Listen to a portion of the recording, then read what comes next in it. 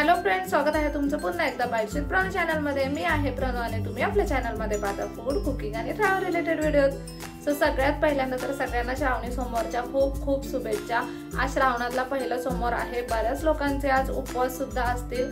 So आज अशाच उपवासासाठी आपण एक सोपी अशी रेसिपी घेऊन आलेलो आहोत। आज तुम्ही दिवसभरामध्ये कधीही रेसिपी करू शकता, कारण की खूप सोपी इन्स्टंट अशी ही रेसिपी आहे। चला तर मग अजिबात उशीर न करता लगेचच रेसिपीला सुरुवात करूया। हे जे श्रावणातले सोमवार असतात त्या उपासाला बरीचशी लोक मिरचीचे पदार्थ खात नाहीत, म्हणून आपण आज साखर बटाटा ही रेसिपी बनवणार आहोत। चला तर मग काय काय घेतलंय आपण साखर बटाटा बनवण्यासाठी। सगळ्यात पहिल्यांदा तर आपल्याला इथे बटाटा लागणार आहे। एक बटाटा घेतलाय आपण इथे आणि शेंगदाणे सुद्धा घेतलेत। आता बटाट्याचं काय करायचंय?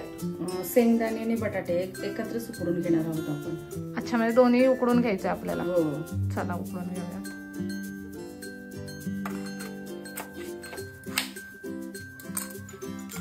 बटाट्याचे 2 भाग केले। आता कुकर मध्ये पहिल्यांदा बटाटा टाकलाय, मग हे वाटीभर इतके शेंगदाणे आपल्याला टाकायचे। बटाटा आपण स्वच्छ धुवून घेतलं होतं। आता उकळण्या इतकं पाणी टाकायचं आहे ना। आता कुकरचं झाकण लावून घेऊयात आणि साधारणतः किती शिट्ट्या करायच्यात आपल्याला? आता 5 ते 6 इतक्या शिट्ट्या कराव्या लागतात। शेंगदाणे आहेत ना म्हणून। अच्छा, ठीक। आता हा बटाटा आपण इथे उकडायला ठेवलाय। साधारणतः आपल्याला 5 ते 6 शिट्ट्या इथे करून घ्यायच्यात। कुकरच्या मोठ्या गॅसवरती आपण साधारणतः 5 ते 6 शिट्ट्या करून घेऊया, कारण आपण शेंगदाणा सुद्धा याच्यामध्ये टाकलाय आणि बटाटा सुद्धा ना अगदी छान पूर्णपणे उकडला गेला पाहिजे। सो आता आपण पहिल्यांदा कुकरला शिट्ट्या करून घेऊयात।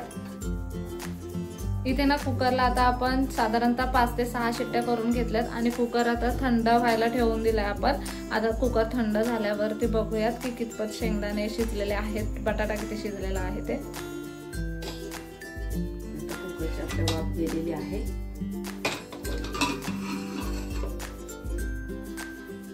साधारणतः 6 शिट्ट्या करून घेतल्यात आपण आणि बटाटा पण छान उकडला गेलाय आणि शेंगदाणा सुद्धा अगदी मस्त उकडला गेलाय।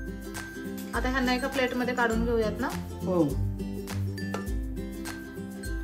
अगदी छान शेंगदाणा उकडला गेला पाहिजे, अगदी इझिली तुटतोय। आता ह्यांना आपण आधी एका प्लेटीमध्ये काढून घेऊयात।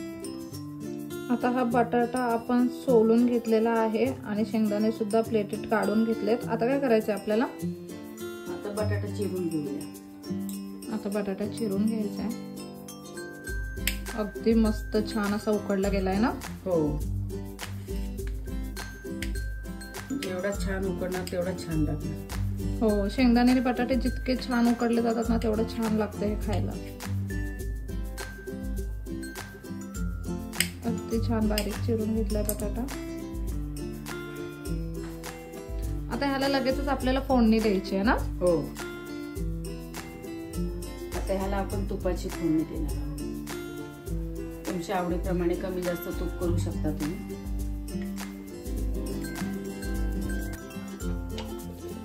आपण साधारणतः 1 छोटा चमचाभर इतकं तूप टाकलंय। आता तूप छान असं वितळलं गेलंय। त्याच्यामध्ये आपण हे बटाटे आणि शेंगदाणे घालूया।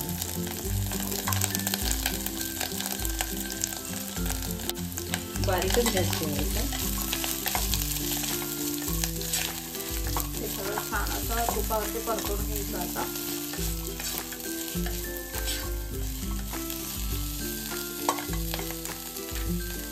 तुमच्या आवडीप्रमाणे आता साखर तुम्ही टाकायची आहे।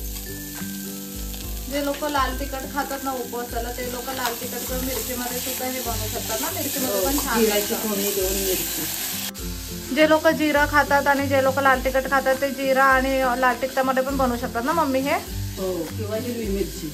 हिरव्या मिरचीमध्ये पण छान लागतं अगदी। उपवासाचं लाल तिखट किंवा हिरवी मिरची फ्लेवर येण्यासाठी ना आपण ह्यात पण हिरवी मिरची टाकू शकतो। अगदी अर्धी हिरवी मिरची बारीक चिरून ह्याच्यामध्ये टाकली ना तरी छान लागतं खायला।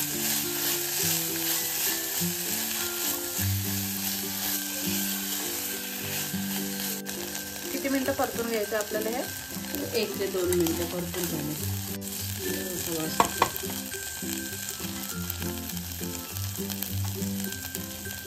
आता आपण गॅस बंद करून घ्यायचा आहे। आता हे आपलं तयार झालं आहे. आपण आता हे बाउलमध्ये काढून घेऊया. चला,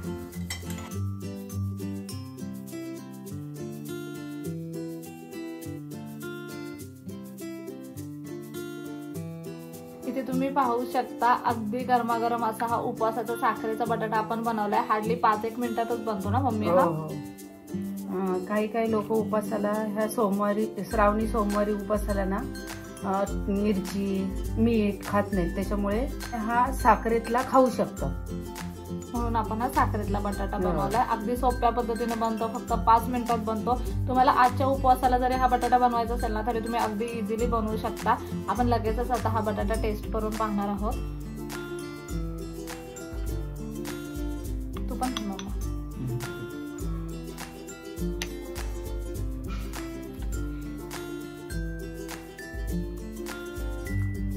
बटाटा आणि शेंगदाणा जितका छान बॉईल होईल ना तेवढा मस्त लागतं ना. काय साखर पूर्णपणे विरघळली, तूप एवढं भारी लागतंय ना ह्याच्यामध्ये. तुम्ही ना वरून सुद्धा ह्याच्यामध्ये तुपाची धार सोडू शकता. अजून वरून पण लोक ह्याच्यामध्ये तुपाची धार सोडून खातात. खूप छान लागतं आणि ऑप्शन म्हणून छोट्या मुलांना पण छान आहे, पौष्टिक आहे.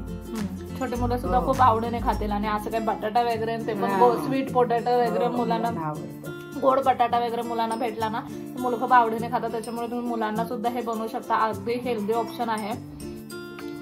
आजच्या उपवासाला ना तुम्ही नक्कीच ही रेसिपी घरी ट्राय करा. याच्या पुढे तुमचे श्रावणी सोमवारचे उपवास असतील तर बाकीच्या उपवासाला सुद्धा तुम्ही ही रेसिपी ट्राय करू शकता.